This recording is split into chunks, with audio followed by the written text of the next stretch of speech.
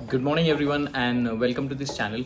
तो आज की इस वीडियो में बात करेंगे और एक स्मॉल कैप कंपनी के बारे में जिनके रिजल्ट्स कल ही आ गए और बहुत ही अच्छे परफॉर्मेंसेस थे और बहुत ही अच्छी ग्रोथ इस कंपनी में दिख रही है और ओवरऑल जो स्पेस है मैनेज ऑफिस स्पेस का वो बहुत ही अच्छा कर रहा है। मैं बात कर रहा हूँ EFC लिमिटेड के बारे में, जिसके मैंने बहुत सारी वीडियो इसके पहले भी बनाए हैं। मैंने बिजनेस मॉडल एनालिसिस किया है, उनका बिजनेस का तरीका कैसा है, इसका जो कॉम्पिटिटर है ऑफिस स्पेस सॉल्यूशन, इनके बारे में मैंने डिटेल में स्टडी किया है।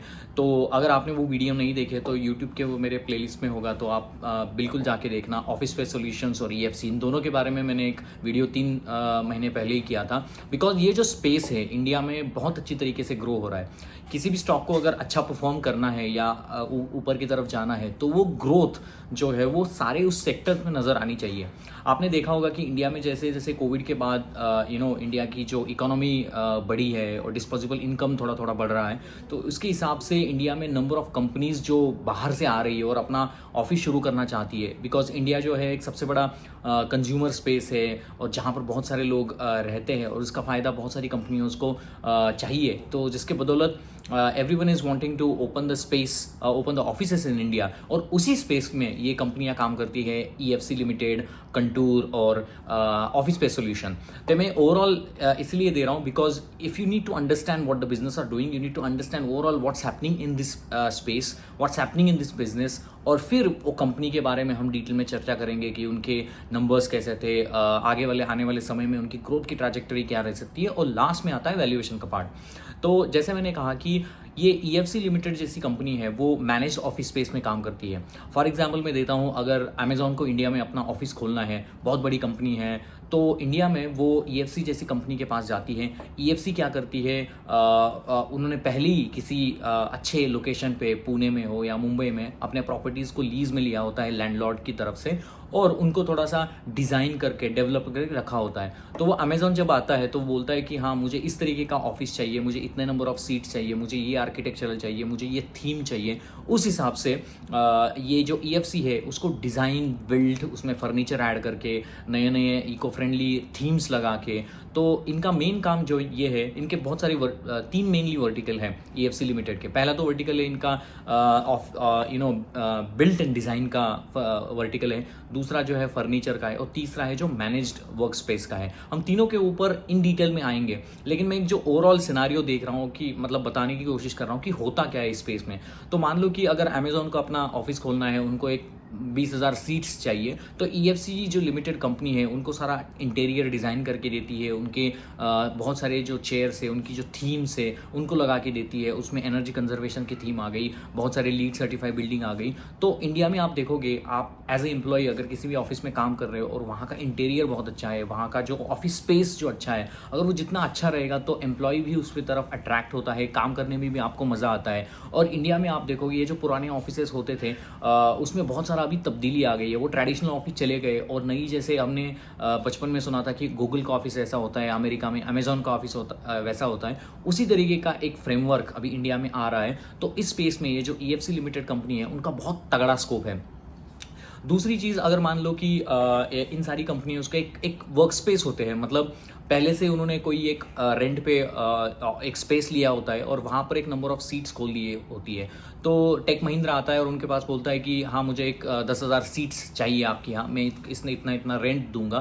तो आप उसका जो पूरा मेंटेनेंस आप देखोगे, आप वहाँ के जो इंटीरियर्स आप देखोगे, और मुझे सिर्फ सीट्स ऑक्यूपाई करने हैं, तो वो सीट्स के हिसाब से उनको रेंटल इनकम देता है। इनका सीट्स का कुछ पैसा होता है 6,000 7,000 पर सीट का, ये EFC लिमिटेड पैसा लेती है और पूरे स्पेस को वो मैनेज करती है, पूरे स्पेस को वो टेक महिंद्रा के पास देती है।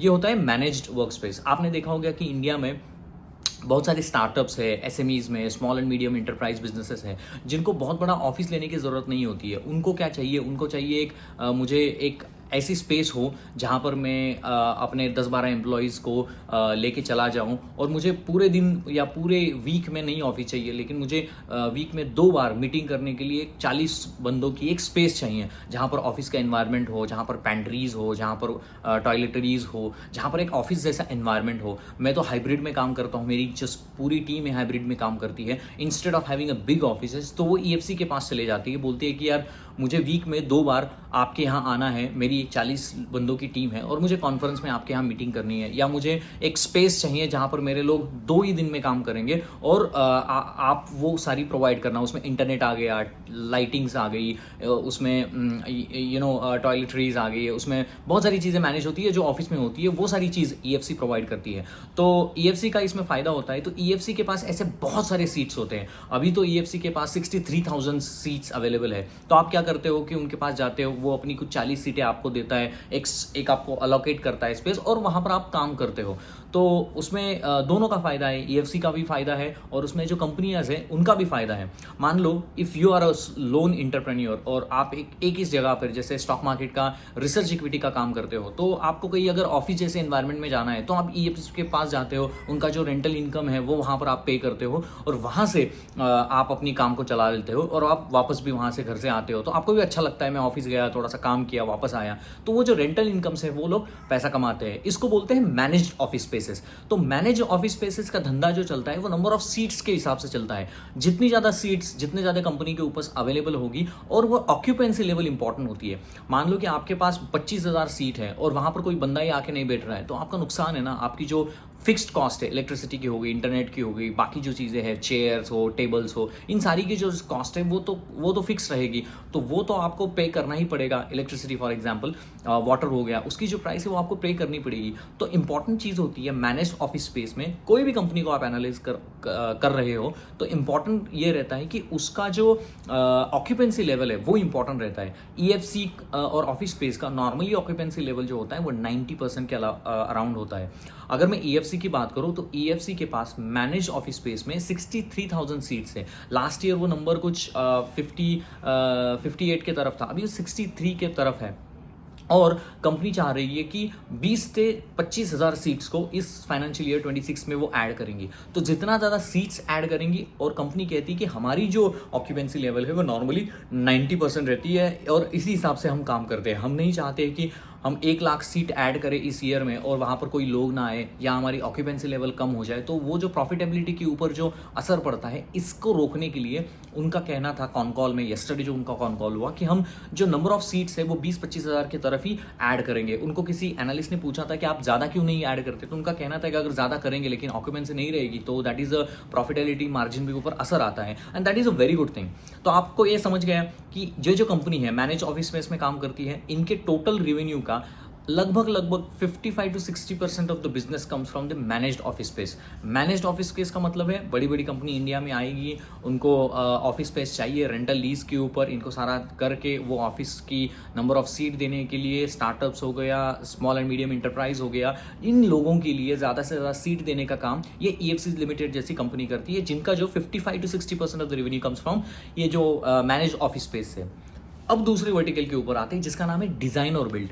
डिज़ाइन और बिल्ड का कंसेप्ट ये है कि मान लो कि कोई कंपनी इनके पास आती है, वो बोलती है कि मेरी खुद की एक स्पेस है और इस स्पेस को पूरा चकाचौंध कर दो, इसका इंटीरियर डिज़ाइन कर दो, इसमें इस तरीके का डिज़ाइन बिल्ड कर लो। आपने देखा होगा कई कई हॉस्पिटल्स होते हैं, होटल्स होते हैं, जहाँ पर बहुत अच्छा तरीके का एक इंटीरियर होता है। आप उसके लॉबी में घुसते हो तो आपको पता चलता है यार कितना बहुत है, कुछ हैंगर वहाँ से ऊपर से आ रहा है, वहाँ पर बहुत सारी अच्छे अच्छे फ्लावर्स लगे हुए हैं, सीट्स की अरेंजमेंट अच्छी है, वो सब सारी जो चीज़ें हैं वो ये कंपनी करती है EFC लिमिटेड जैसी। EFC लिमिटेड उसका इंटीरियर डिज़ाइन करेगा, उसका पूरा फर्नीचर वो करेगा, वहाँ पर सीट लगवाएगा, वहाँ पर चेयर की असेंबली करके वहाँ पर देगा, वहाँ पर बहुत सारी जो चीज़ें अंदर में वहाँ पर जो लगती है वो सारा पूरा करके वो आपको आपके सामने रख देगी। तो उसको बोलते हैं डिज़ाइन और बिल्ड। और डिज़ाइन और बिल्ड ये जो उनका सेगमेंट है वो तगड़ा तरीके से ग्रो हो रहा है, जहाँ पर जो ग्रोथ है आगे वाले समय में आपको इस कंपनी में ये डिज़ाइन और बिल्ड के जो रेवेन्यू सेगमेंट के ऊपर ज़्यादा ध्यान देना है, क्योंकि ये हाई मार्जिन बिजनेस होता है,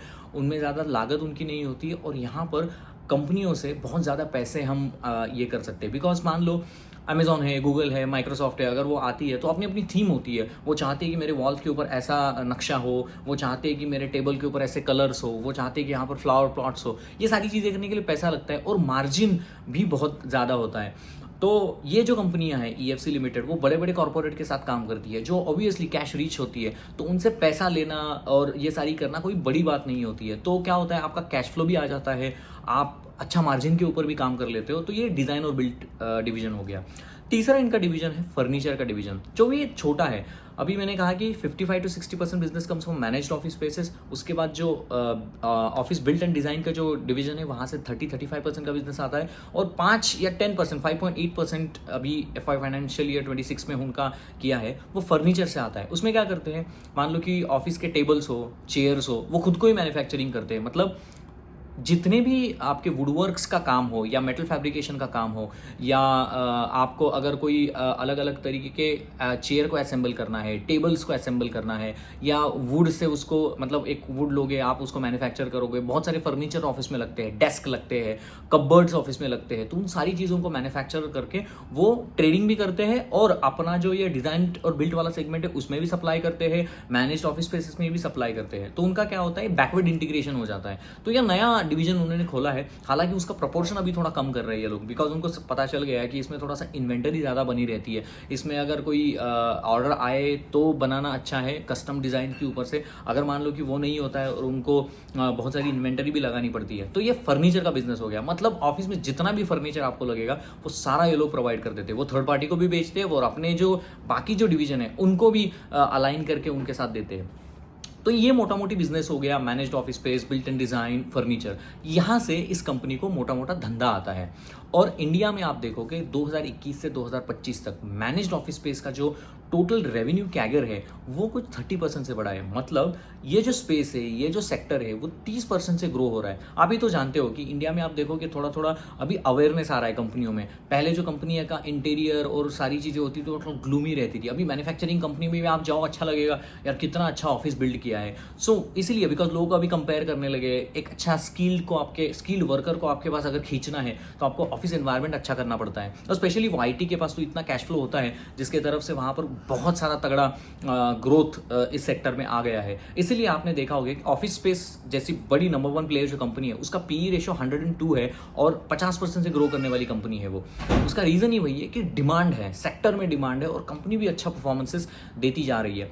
थोड़ा ही उसका नेगेटिव यही है कि थोड़ा सा ये कैपिटल इंटेंसिव बिजनेस होता है। मान लो कि EFC जैसी कंपनियों को पुणे में एक अच्छे लोकेशन पे अगर उनको कोई जगह दिख गई तो लैंडलॉर्ड को पहले एडवांस पेमेंट उनको करना पड़ता है, वो स्पेस को रिजर्व करना पड़ता है, उसके ऊपर काम करना पड़ता है, तब जाके कभी वो अमेजन आएगी तब उसको वो देना पड़ता है। अगर इन दोनों का टाइमलाइन अगर कम हो और वो जो उस चीज़ को मैनेज वो अच्छी तरीके से करे तो कंपनी बहुत अच्छा परफॉर्मेंसेस भी करती है। अब थोड़ा वापस आते हैं कि इनके नंबर्स कैसे थे। तो Q1 फाइनेंशियल ईयर 26 के रिजल्ट्स कल इन कंपनी ने अपने अनाउंस किए, जहां पर सेल्स की जो ग्रोथ है 115% की है, EBITDA ग्रोथ 120% की है, पैट ग्रोथ 196% की है, EBITDA मार्जिन जो नॉर्मली 45 होता था वो 46% पे आ गया है, 21% की कुछ पैट का मार्जिन इन कंपनियों में किया है। तो इस कंपनी का मार्जिन बढ़ा है, कंपनी के सेल्स बढ़े हैं, कंपनी का EBITDA बढ़ा है, कंपनी का पैट मार्जिन वहाँ पर फ्लो हो रहा है। 3.7 का EPS था, अभी 4.2 4.3 तक उसका EPS हो गया है। हमें एज ए शेयर होल्डर क्या चाहिए, हमें एक ऐसी कंपनी चाहिए जहाँ पर पैट का परसेंटेज ज़्यादा हो, पैट मार्जिन बढ़े, पैट अच्छी तरीके से फ्लो हो सेल्स से। मतलब सेल्स ग्रो किया है 115% से, और पैट जो ग्रो किया है 196% से, so which is a very good thing. और नॉर्मली Q1 और Q2 थोड़ा सा सबड्यूड क्वार्टर होता है इन सारी मैनेज स्पेस के लिए, उनकी नंबर ऑफ सीट्स एडिशन जो होती है वो Q3 Q4 से होती है। लेकिन इस साल Q1 और Q1 में बहुत अच्छा परफॉर्मेंस इस कंपनी ने दिया है।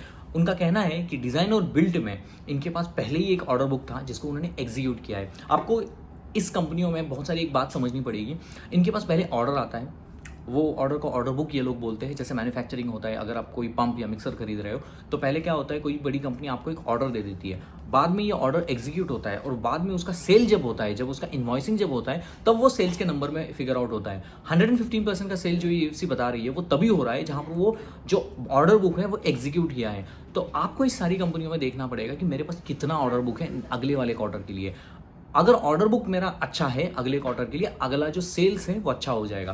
पहले ऑर्डर आता है फिर उसका सेल्स में कन्वर्ट होता है। ये FMCG जैसा नहीं होता है कि मान लो कि आपने डीमार्ट में जाके कोई सामान खरीदी किया और वहाँ से आपको 30% मतलब सामान खरीदी किया, आपको पैसा आ गया, ऐसा नहीं होता है। ये क्या होता है, एक टाइम स्पेस का बात होती है। मतलब जब ऑर्डर आया उसमें से 3 महीने 6 महीने लगेंगे, जब ऑर्डर को एग्जीक्यूट करेंगे तब बाद में सेल्स वो कन्वर्ट होगा। जो आपको नंबर्स वहाँ पर दिख रहे हैं वो सेल्स के नंबर जो है वो बाद में आते हैं, वो बाद में सेल्स के नंबर आपको दिखते हैं। तो ऑर्डर बुक इंपॉर्टेंट है। कल के ऑन कॉल में उन्होंने कहा कि 310 करोड़ का उनके पास ऑर्डर बुक है। उन्होंने कहा है कि मार्जिन के ऊपर एक क्वेश्चन पूछा था एनालिस्ट कि आपके मार्जिन कैसे रहेंगे, तो उनका कहना है कि मार्जिन प्रोजेक्ट टू प्रोजेक्ट थोड़ा सा वैरी करते हैं। वी कैन नॉट से कि मार्जिन आगे जाके इंप्रूव होंगे या कम होंगे, it depends on the project and I do understand, because कई के प्रोजेक्ट्स में मान लो कि डिजाइन और बिल्ड का जो प्रोजेक्शन है अगर वो अच्छा है तो वहाँ पर थोड़ा सा ज़्यादा मार्जिन हो सकता है। मैनेज ऑफिस स्पेस का नंबर ज़्यादा आ रहा है तो वहाँ पर थोड़ा सा मार्जिन कम होगा, तो वो सारी बात होती है। दूसरी एक चीज़ उन्होंने कहा है कि अगले आने वाले समय में वो चाहते हैं कि डिज़ाइन और बिल्ट ये जो सेगमेंट है और फर्नीचर, इन दोनों में तगड़ी ग्रोथ देखी जाएगी। हालांकि कॉन कॉल में उन्होंने कभी गाइडेंस की बात नहीं की, उन्होंने कहा है कि हम अच्छी तरीके से ग्रो करेंगे। थोड़ा एक प्रॉब्लम मुझे EFC में लगा था, I was invested earlier, no buy and sell recommendation, but problem what has happened is like ये कंपनी नॉर्मली कंसिस्टेंटली, जैसे विंटेज कॉपी हो गया या SBFC फाइनेंस हो गया, जो 30% से ग्रो होती है, विंटेज कॉपी तो 100 से होता है, बट ये कंपनी जो है ना कभी कभी 115% की सेल्स ग्रोथ देती है, कभी 30%, कभी 50%, कभी 60%। तो होता ये है कि कभी थोड़ी सी कंसिस्टेंसी नहीं है, क्योंकि अभी थोड़ी सी छोटे मार्केट कैप की कंपनी है, इसको थोड़ा एनालाइज करना होगा, थोड़ी डीप में इसके देखना होगा। दैट इज़ वाई इसका PE रेशो भी कम है, क्योंकि इसकी जो अर्निंग विजिबिलिटी है ना वो ऐसी कांस्टेंट नहीं है, कभी ऊपर जाती है कभी नीचे आ जाती है। आप Q4 का रिजल्ट देखोगे कुछ 50% से ग्रो किया था, Q3 के रिजल्ट्स में जाओगे थोड़ा सा कम होगा। तो थोड़ा सा ना इसका जो सीजनेबिलिटी आई अंडरस्टैंड, बट क्या होता है कि थोड़ा सा ऊपर नीचे इसका रैशनल घूमता रहता है। अच्छी बात इसकी है कि इसका डेट कम है, 0.01% कुछ इसका डेट टू इक्विटी रेशो है, तो डेट कम है। ROE का नंबर 23% के ऊपर है। PE रेशो जो है उसका सस्ता है, तो शायद मुझे ऐसा लगता है वो PE रेशो इसीलिए सस्ता है कि अर्निंग जो है वो थोड़ा सा हैपोजाइड होती है, कभी ऊपर कभी नीचे, कभी ऊपर कभी नीचे होती है, जिसकी वजह से। But company as overall, if you ask me, available at a 30 PE, growing at 100%, और बहुत ही तगड़े रिजल्ट्स Q1 में उन्होंने दिए हैं, जिसका किसी ने उम्मीद भी नहीं किया था। अभी नए बात के ऊपर आते हैं, उन्होंने अभी इंटरनेशनल जा रहे हैं। सऊदी में कोई एक होटल है, उसका भी उन्होंने लीज लिया है। पुणे में एक टावर को खरीदा है, वहाँ से भी ऑफिस स्पेस बनाने की बात हो रही है। डिज़ाइन बिल्ड के सेगमेंट में बहुत सारे अभी उनको ऑर्डर मिले हैं। ये पासपोर्ट सेवा का केंद्र जो है हैदराबाद में, अहमदाबाद में कंप्लीट हो रहा है, तो वहाँ पर भी उनको ऑर्डर मिले हैं। अभी मुझे लगता है कि 3000 स्क्वायर फुट का 1,25,000 स्क्वायर फुट का 3000 कैपेसिटी का एक नया ऑर्डर उनके हाथ में है, जिसको वो बना रहे हैं। पुणे में जैसे मैंने कहा है कि एक और नई फैसिलिटी को उन्होंने अंडरटेक किया है। तो नए नए प्रोजेक्ट्स हाथ में है, कंपनी में ग्रोथ अच्छी लग रही है, कंपनी परफॉर्मेंस भी अच्छा कर रही है, लेकिन इसको थोड़ा सा एग्जीक्यूट करना पड़ेगा। कल का कॉन कॉल में थोड़ा मुझे डिसअपॉइंटिंग लगा कि बहुत जल्दी कॉन कॉल खत्म हो गया, मतलब 41 मिनट का कुछ कॉन कॉल था। If you have not gone through it, please gone through it and let me know if you have any other different feedbacks on it. But as far as I am concerned, management ने वही कहा कि margin थोड़ा सा that is not in control, project to project base पे ऊपर होता है। अगले साल में 125 करोड़ का वो कैपेक्स करेगी, जिसमें 10% 12.5 करोड़ का जो एक कैपेक्स है, तो उनको ऑफिस में या जो लीज में आपको पैसे देने के लिए लगते हैं, मतलब आपको लैंडलॉर्ड को पहले एडवांस बुकिंग वगैरह देनी पड़ती है, तो उसके लिए उसके पैसे खर्च हो जाएंगे। बाकी जो है आपके फर्नीचर बिजनेस में थोड़ा सा आपका पैसा चला जाएगा, तो कैपेक्स भी ढंग का मुझे लग रहा है। वही एक बात थी कि कंपनी ने गाइडेंस नहीं दिया, वो गाइडेंस शायद इसलिए नहीं दिया होगा क्योंकि हैपोजाइड काइंड ऑफ अर्निंग्स होती है इनकी। तो यही है ओवरऑल अगर देखोगे, company is doing well, no buy and sell recommendations. So hope you like my videos and thesis about these kind of companies and how they're performing well. So please like, share and subscribe. Let me know your feedback, let me know your comments, and I'm happy to help. Okay, thank you very much, and please like, share and subscribe. Thank you guys.